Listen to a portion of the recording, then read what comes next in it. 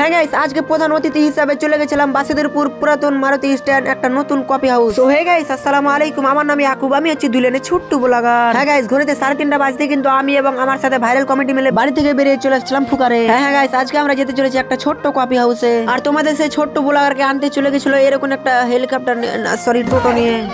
আর টোটোতে অনেকক্ষণ ধরে ঘুম পাড়তে পারতে কিন্তু আমরা ফাইনালি চলে এসেছিলাম নিউ ফ্যান্সি। আর নিউ ফ্যান্সির পাশেই কিন্তু আছে আমাদের সেই ছোট্ট কফি হাউস। হ্যাঁ না মানে নিউ ফ্যান্সির সামনে সামনে এরকম একটা গলি পড়ে যাবে, আর গলিতে একটু হেঁটে কিন্তু আমাদের সেই ছোট্ট কফি হাউস।